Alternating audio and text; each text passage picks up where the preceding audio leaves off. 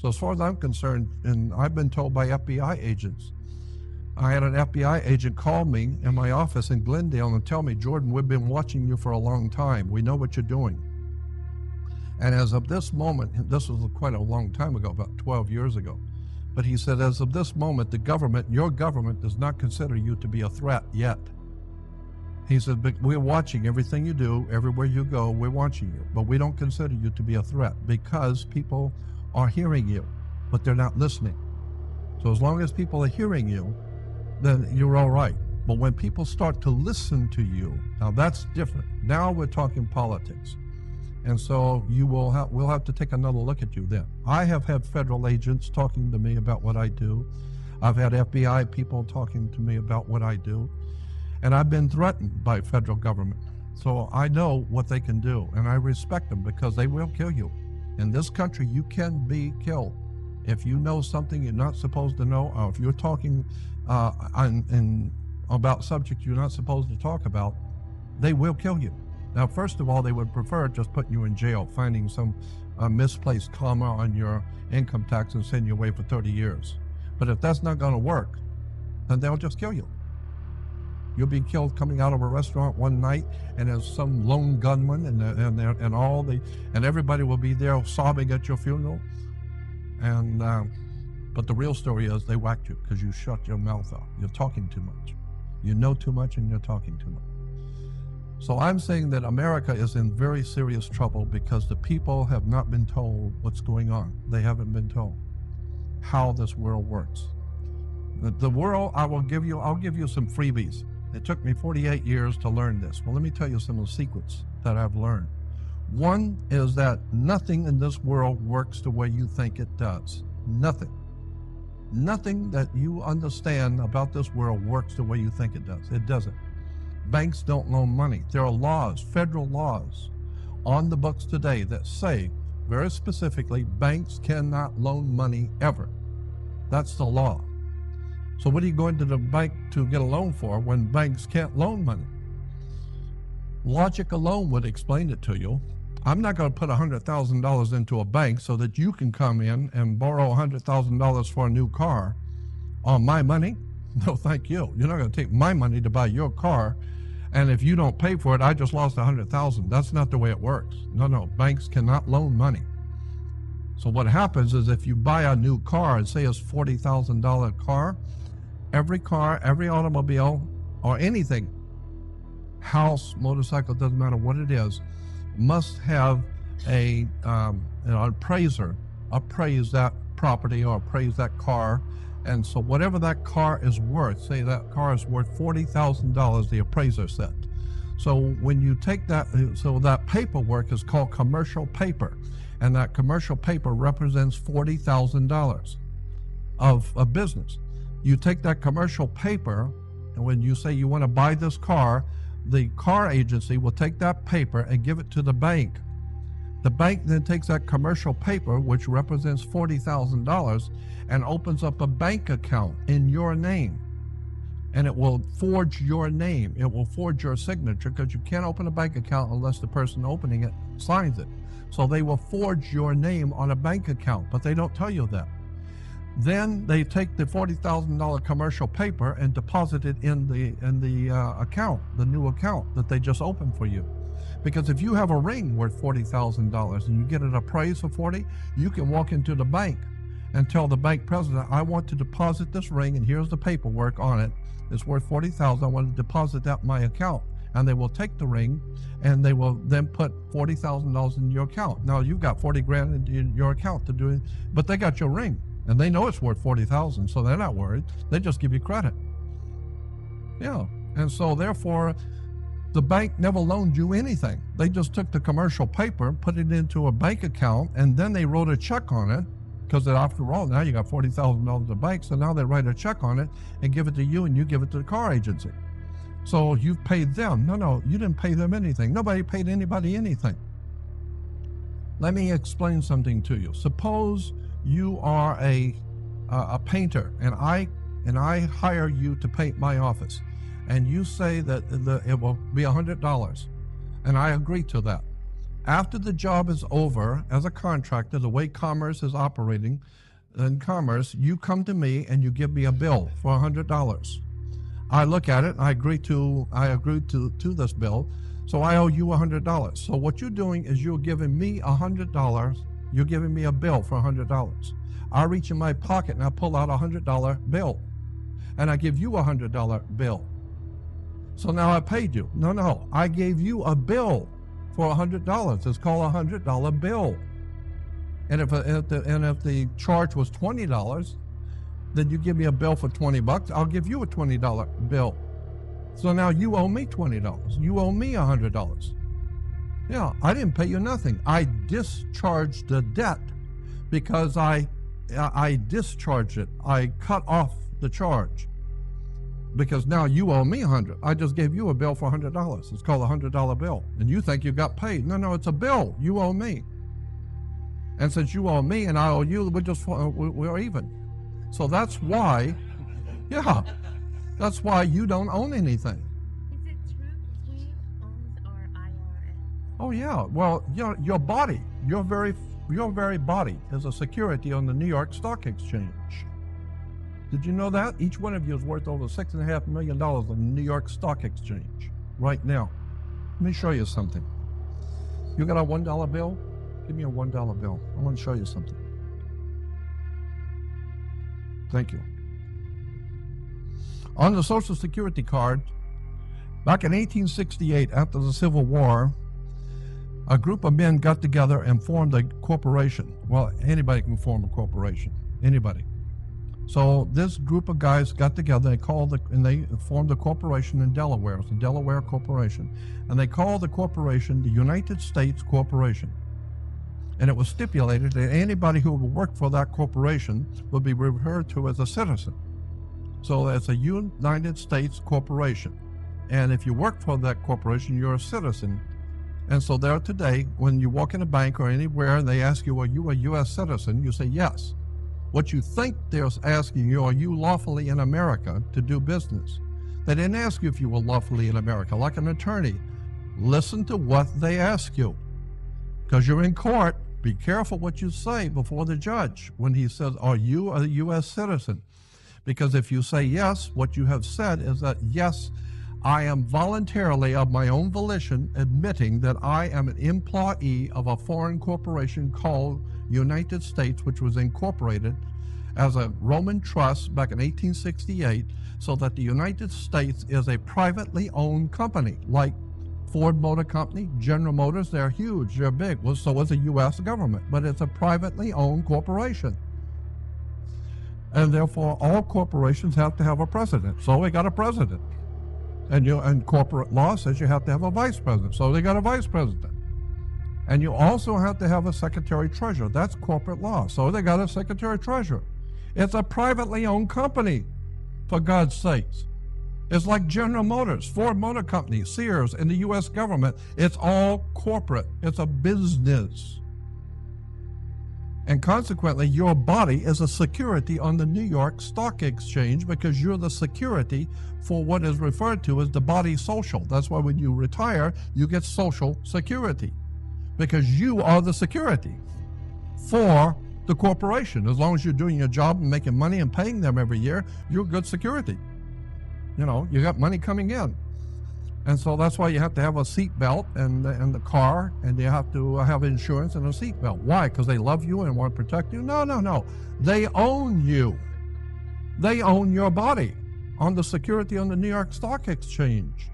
So if you get in a wreck, now they got to pay you, for God's sakes. Now they got to take care of you. No, they want you to pay them, airheads, not them pay you. So they want you to protect yourself, and if you're going to be stupid and get in an accident, have insurance so the federal government will be paid for your stupidity of getting yourself in a wreck. So they get the insurance. So that's why you have to take care of yourself. I mean, once you understand how this works, well, anyway, this is a corporation. It's called United States Corporation. It's privately owned. So if you think for 1 minute, I'm going to go to Vietnam and fight for Ford Motor Company, you got another thing coming. No. For my country is a republic. Now that's different. But there's a world of difference between United States of America and United States. United States is a privately owned company. It's a corporation. The republic is different. It's a whole different world. So you need to understand how those different words are used. There's a world of difference between a trial by jury and a jury trial. Doesn't mean the same thing. There's a world of difference between California state and the state of California. Doesn't mean the same thing at all. So there's a world of difference between a lawyer and an attorney. Doesn't mean the same thing at all. You need to understand words. Study the world of occult terms and knowledge that attorneys and lawyers know that you don't know. Again, this is a corporation. It was founded in 1868 called the United States Corporation, privately owned. And if you're a member of that corporation, like any corporation, you're naturally going to have an ID card. So if you're walking around the plant, they will be able to tell you to actually work for Ford, and here's your code numbers. And so this is your certificate number in the corporation. But on the back, you will see a set of numbers on the back. On mine, it's red. And normally they're in red. Sometimes they're in black. Normally the numbers on the back are in red. Why? It doesn't matter what color it is. It's what it represents. It's in red because it represents your blood. These numbers are your body on the New York Stock Exchange. So when you have a dollar bill on American money, you will see there's a code numbers on the bill. See the code numbers on the bill? When you put your numbers on the back of your Social Security card with the numbers on the bill, they're identical. So that your body is worth $6.5 million on the stock exchange, and it is the security for America's money. Your body is a security for the body social. That's why when you retire, you get Social Security. No, you are the security for the body of the corporation. And they are using your body on the New York Stock Exchange, and that's why this government has never cared about all the illegals coming in from Mexico, and they don't care about that at all. Why? Because the more the merrier. The more people that they get Social Security numbers on, that's $6.5 million more they just got. And so if they get 150,000 a day times 6.5 million every day, the government's making money off of people coming in. They couldn't care less where you come in. They want documented workers so they can document you to get the credit through the international banking cartels out of London to pay them for you, because your body is a security on the New York Stock Exchange. So that's why there will never be any stopping of the illegal, because look at, if the corporation called United States is a company, it's a corporation, and if you are doing something and making money, and you are not paying them, they can put a lien on you. It's called a mechanic's lien. You know, if you have a painter and he paints your house and you don't pay him, you can put a mechanic's lien, meaning he goes to the bank and says, I'm putting a lien on this house because they owe me $6,000 and they won't pay me, which means you cannot do anything with that property until you pay him first. So if you want to sell the property first, but the first $6,000 goes to this man because he has a lien on you, because he did something for you and you didn't pay him. So therefore, if you are working in California, but you're not a U.S. citizen, you're not in the corporation, you become known as an alien, because they have now put a lien on you. You are now an alien. No, you're not an alien. They have put a lien on you. Words. It's magical, the way words are used. You go to court. Why do you go to court? You play tennis on a court. You play basketball on the court. How do you play tennis on a court? You play with a racket. Come on. Well, I'm serious. You think that these lawyers dream up this stuff by chance? No. These guys are smart. They're playing a game, and you just don't know the game they're playing. So you go into a court. The whole idea of a court is like I said, basketball court is a game. This team stands up and throws the ball back in the other guy's court. And that team of lawyers throws the ball back in this guy's court. And the judges comes out, he's a referee because he's wearing a black robe. Black robes represent the planet Saturn, the lord of money and banking and law. Saturn was the god of banking and law. And his priest of Saturn always wore black robes. That's why the Catholic Church wears a black robe. That's why the rabbis wear black robes. When you graduate from high school, you wear a black robe. The whole idea of the Saturnian is called Saturn. The god Saturn was Lord of the Rings. So women were told to listen to their god, so they would wear an earring, because Saturn is the Lord of the ring. And men were to get married before their god, so they wear a wedding ring. You need to understand there is a world of occultism, manipulation, exploitation of the human race with words and terms and symbols that you don't even know is happening right in front of you. So you got a court. The whole idea in a court is a game to put the ball back in the other guy's court. And the judge is going to rule from the bench. The word bench is a Latin word for a bank. So he's ruling for the bank. Why? Because somebody's going to have to pay their debt to society. Somebody's going to pay. When the day is over, somebody's going to lose and they're going to pay. And the judge doesn't care because he's getting paid anyway, so he doesn't care. He's a referee. That's why he wears a black robe. And when the judge walks out, everyone rises. Why? The same reason when a Catholic priest walks out, everyone rises, because the Catholic Church operates under the same maritime admiralty law as a court in America.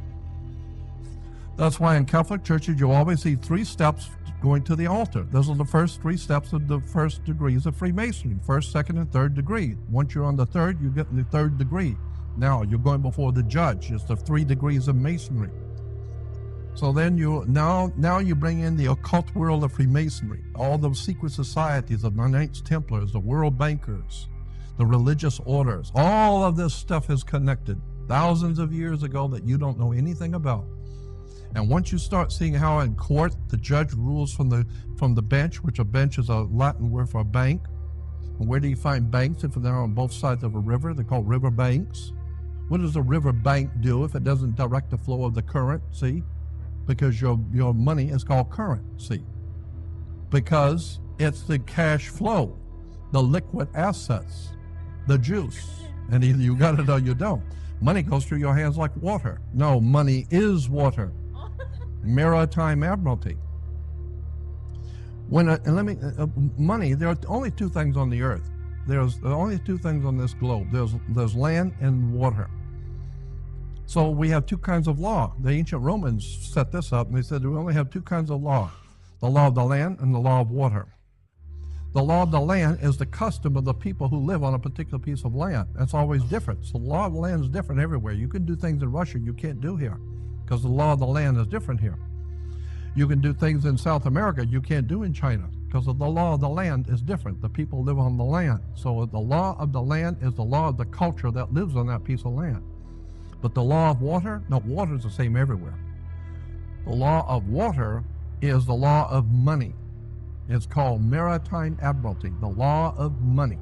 So you can get a credit card in China and go to South Africa for vacation. It doesn't matter. We're just talking money now. And banks are banks all over the world. So we're just talking money. Either you got it or you don't.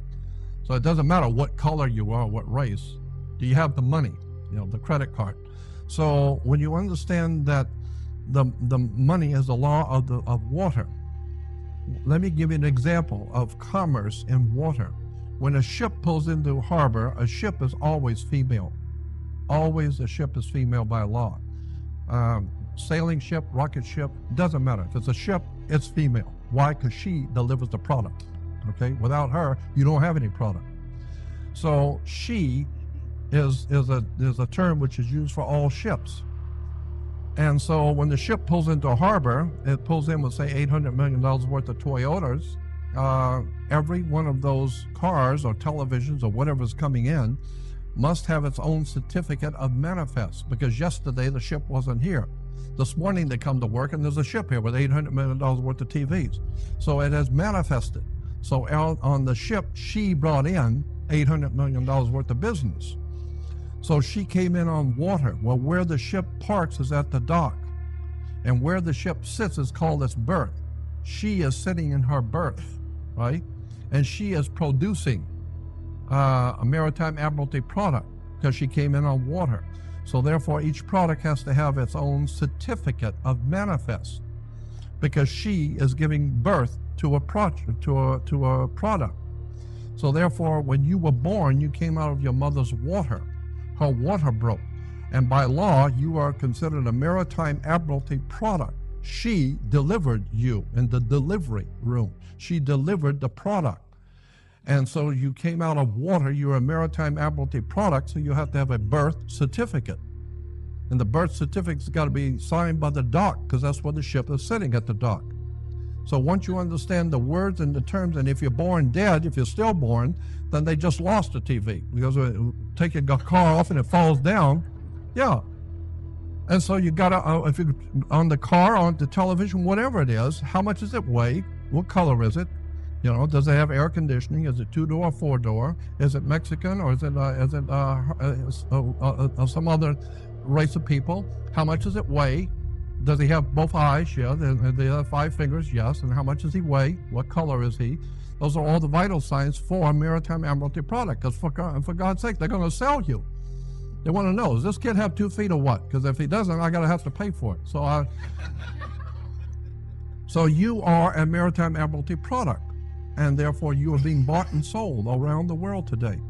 And if you could get your original birth certificate back, the original, not the certified copy, get the original one back, you will see on all birth certificates at the bottom, this is a security document, goes directly to the Department of Commerce. And from the Department of Commerce, they put that directly out into the stock market of New York City, and now people are buying and selling your body, and you don't even know it. You're worth $6.5 to $7 million right now, and you didn't even know it on the New York Stock Exchange. But this is the type of stuff that most people don't know anything about, and there's a reason why most people have never heard any of this, because it doesn't have anything to do with football. It's got nothing to do with silly-ass sports and basketball and all that other silly-ass stuff that kids love to play. You know, that's what you've always give the kids, a ball. Tell the kids to go out and play ball. I don't care what ball, basketball, ping pong ball, football, golf ball. I don't care. Get the damn kid out of here and then go play with a ball. Give the kid and he'll go out and play ball. That's why they have the president of the United States. He goes out and throws the first ball because daddy's out playing ball with us. You know, while all the kids are out there, all the schmucks are out there watching the ball game.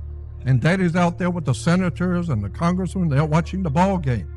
I want to know what these freaks are doing at 2 o'clock in the morning that they haven't told us. I want to know about their boyfriends and all the money that's changing hands and all the shit that's really going on. That's where the name of the tune is. When you find out that these guys who are running the planet are playing us for a bunch of fools. Let them go out and play ball. And send some movie stars, send some of them chumps that we own, send them out there and let them be on TV so you can see on the basketball games, they'll always show Jack Nicholson and some big movie stars at the ball game. Because that keeps all the schmucks interested to go out with the movie stars and watch a ball game. Not me. I'm not going to any ball game. I'm going to an education at UCLA. I want to know who's running this country, how it works, who set up our government, who gave us our religions, where these religions come from. The whole idea of Christianity is nothing more than sun worship. I mean, the sun is our risen Savior. Of course the sun is your risen Savior. God's sun is you don't own the sun. Africa doesn't own the sun. So who owns the sun? Well, obviously God owns the sun. Well, then it's God's sun. And God's sun is the light of the world. Of course the sun's the light of the world. What the hell else lights the earth if it isn't the sun? So God's sun lights the world. He's the light of the world. He's our risen Savior. Of course it's your risen Savior. If it doesn't rise, you're dead in 6 weeks. So wait till it don't come up. And you'll see it is your Savior. And the sun, the Egyptians said the sun gives off energy, and energy is life. That's why you have the life of a battery. When the battery goes dead, no energy. So the Egyptians said the sun is pure energy, and it's giving its energy so that we might live. So God's sun is giving his life that you might live. Of course the sun's giving its life. It's giving its energy so that you can grow and the plants can grow. And once you begin to understand religion, where it comes from, the whole story of Jesus is nothing more than a metaphor. There was no Jesus, there was no Abraham, no Isaac, no Jacob, there was no Moses, no King Solomon. None of those people in the Bible ever lived. These are metaphors for something far deeper that the ancient writers were trying to tell you in a metaphor. There's a symbolic story. And if you don't get the symbolism, you will go for your whole life in trouble because you didn't know how to read the symbols. You don't know what's really going on behind the scenes. You drive down through Los Angeles and see all the spray painting on walls. You think it's a bunch of kids destroying property. No. Those symbols mean something. And if you don't know what they mean, you better stay out of the territory because they're telling you. If you come in here as a different particular race, that symbols mean we're going to kill you. And so if you're going on a bicycle ride in China, you better learn the Chinese symbols because you're going to get killed if you don't know how to read the symbols. And that's what most people don't know anything about, how this world really, in fact, works. But once you figure out how the courts work, education works. Education is nothing more than a 12-step program. Let me give you an example. In the ancient Egyptian religion, one of the many different religions in Egypt, the ancient Egyptian religion of Horus. Horus was the sun in its rising. He was a god, God the sun. And Horus was spelled Horus. And Horus walked across the sky in 12 steps. It was a 12-step program. That's why alcoholics have a 12-step program. You have a 12-step program. You go to first grade to the 12. It's a 12-step program. Then you graduate, which is two words, gradually indoctrinate. You put them together, it becomes graduate. So for the 12-step program, they have finally taught you what to kiss and when, and how to get a job, and who to bow down to, and all that. So they've taught you now, and now you can go out and get a job. It's the 12-step program, first to the 12th grade. What is that based on? Horus. Horus was our god, the sun god in Egypt. He walked across the sky in 12 steps. Horus of the first step, Horus of the second step, Horus of the third step. When he got in the Horus of the sixth step, he was directly overhead. He was then called Horus, the Most High God, because you don't get any higher than noon. So it's called high noon because he's the Most High. Why? Well, because after 1 o'clock, the sucker's going down. So he was the Most High at 12 noon. And so Horus walks across his 12 steps. So we say the same thing today. Same thing. We have 12 Horuses. But instead of Horus, we make it Hours. Becomes hours, changing the U and the R. Now it becomes 12 hours. No, it's 12 Horuses. And Horus represents light. The sun represents light. Light in Latin is Lucius. Lucius, when personified as a god, becomes Luke. And this is why you have Luke Skywalker. And he walks across the sky and meets his evil brother, Darth Vader, or in the Egyptian religion, Set. He was the god of darkness. The prince of darkness was Set. Why? Because it got dark at sunset. So the whole idea is that it's the whole world that we live in is based on Egypt, Mesopotamia, ancient Greece, ancient Rome. All of the stuff that we live in this world is based on ancient religions and cults and secret societies and Masonic orders, and the people of this world have no idea in the world what's going on. I've spent 48 years studying occultism, mysticism, words, terms, legal terms, government, international banking, theology, religions. I'm telling you, there's a world of knowledge you have never been told. That's been right there for you, but it just never occurred to anyone to sit down for 48 years and study this stuff in the dark. I mean, I have a high respect for all religions, for all belief systems, but I'm telling you, it needs to be based on wisdom and knowledge. Let me give you an example in the Old Testament. In Arabia, looking east, there's a huge mountain range in Arabia, very high mountain ranges in Arabia, in the middle of Arabia.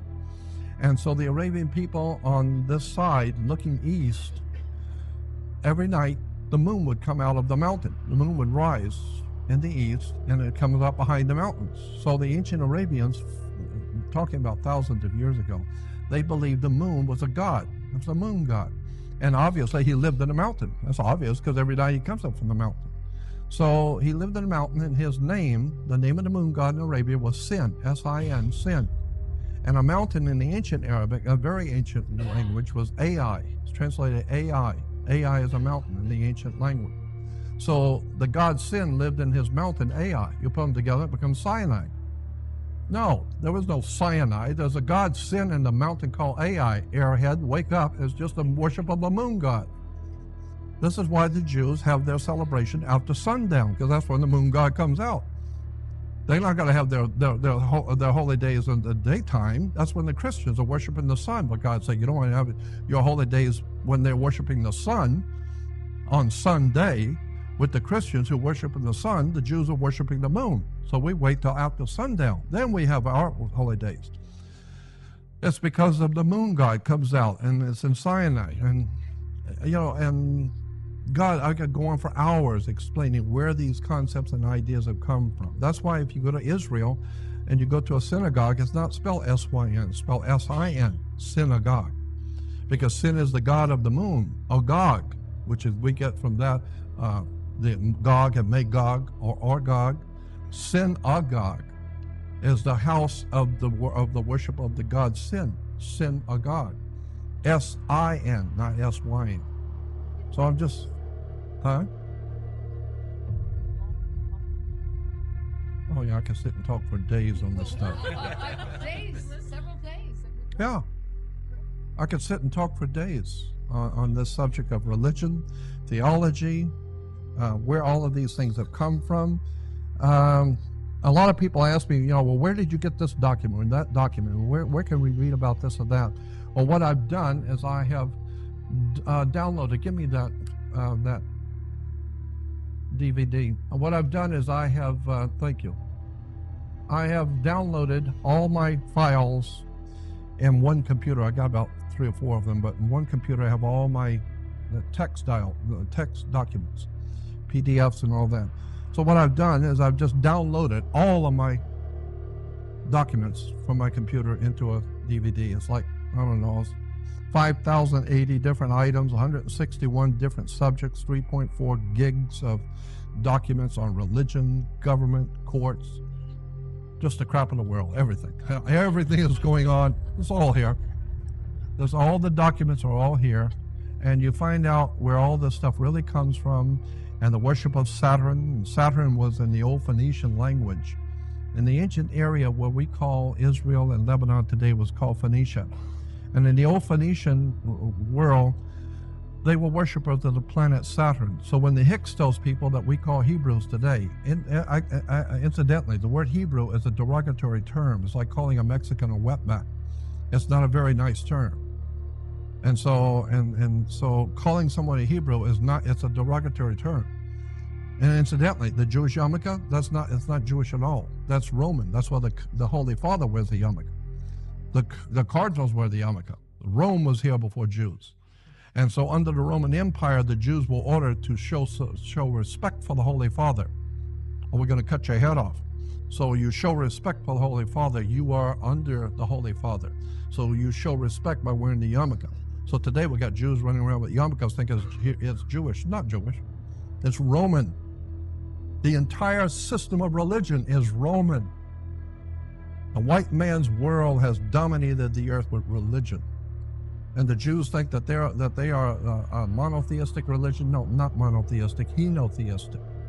Christians think that they've got a corner on the truth, and they don't realize it's just worshiping the sun.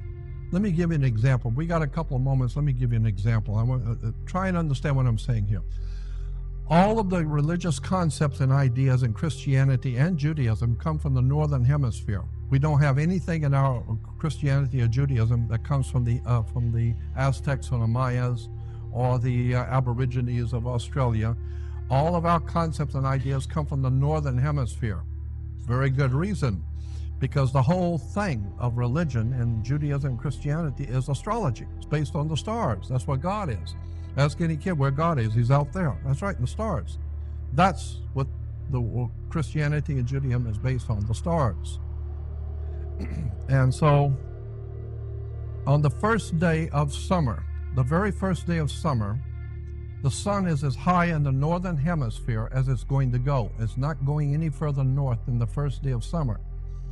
Each day after the first day of summer, it begins to move 1 degree southward every day. It's so slight you'll never notice it. But 90 degrees later, or 90 days later, which is 3 months later, it's halfway down. So when he was high in the northern hemisphere, he started summer, and summer begins in the constellation of Leo. He was the Lion King. like Disney's Lion King. The Lion King is the sun in the constellation of Leo that begins summer.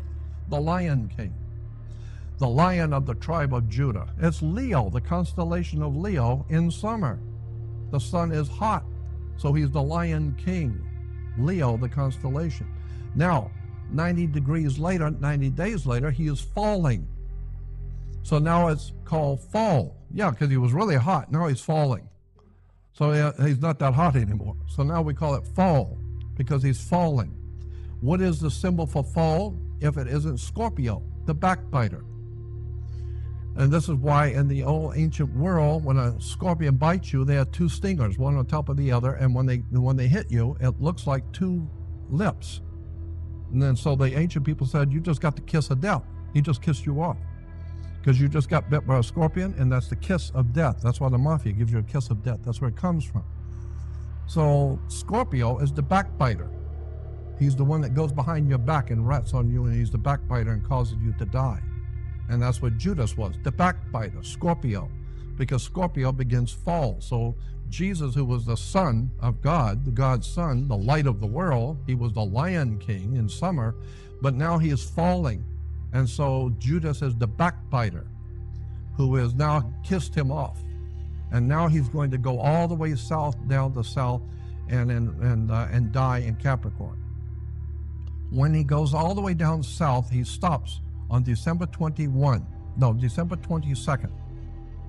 22nd, the sun hits the lowest degree on the earth, and it doesn't go any further south than December 22nd.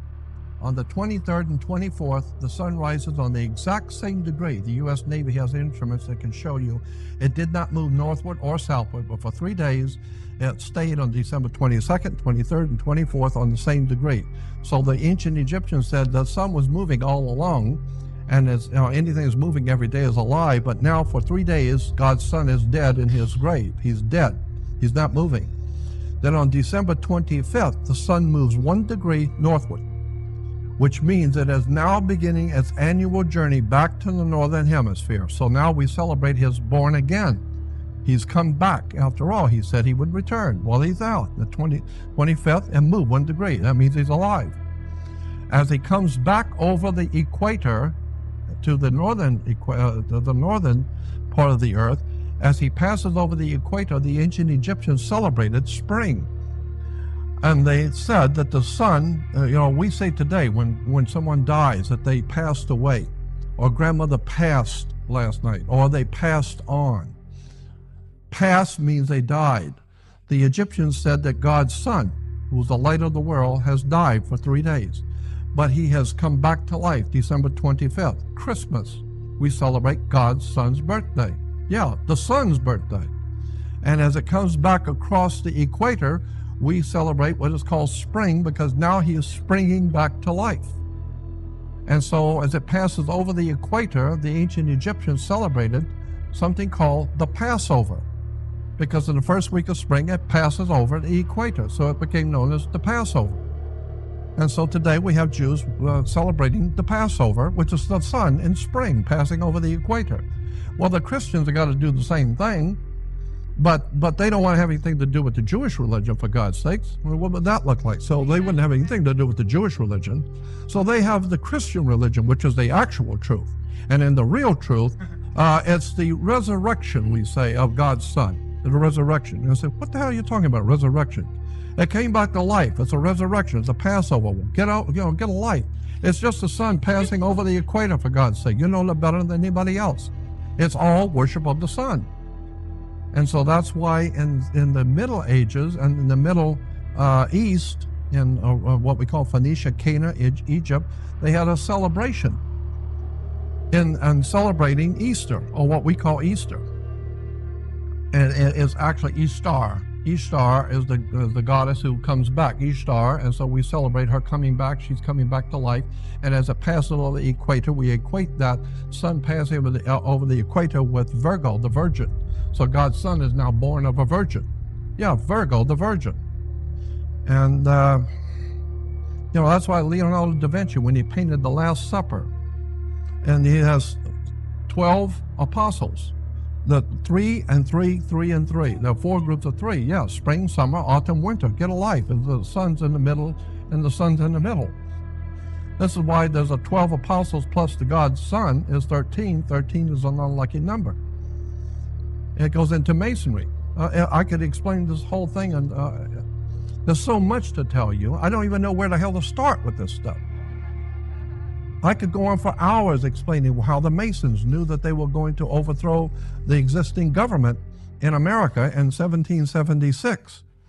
Because in ancient Hebrew theology, 8 was the number of new beginnings. 8. In the ancient Hebrew theology, 8, the number 8 was a number of new beginnings. You start things over on an 8. So 8 was the only number. 8 was the only number that you can continue to draw without picking your pen up, without picking the pencil up, because it goes on forever. So therefore, you lay an 8 down, it becomes infinity. It can go on forever. So 8 is the number of new beginnings, and 13 was in ancient philosophy. 13 was a perfect number for government. Perfect number is God's Son with his chosen 12. That's a perfect government. 12 apostles with their master of the sun is perfect government. So the Masons decided they were going to have their revolution against England according to the astrological symbols. They knew what they were doing. So they said the revolution must happen in 1776, and it must happen in July, because of the constellations that will be visible in the heavens in July will facilitate the revolution. They knew astrology. So they had their revolution in 1776, which is 1 and 7 is 8, and 7 and 6 is 13. So it's the perfect government based on the perfect number of 8 is new beginnings, beginning of something anew, and 7 and 6 is 13, a new government. So the Masons overthrew the British Empire. They knew they had to do it in 1776, and they had to do it at a particular point where the constellations were over the United States. It's a fascinating study of how the people who run this planet. If you enjoyed today's video on Anonymous Official, leave a like and subscribe if you haven't done so already. Thanks for watching and sticking with us.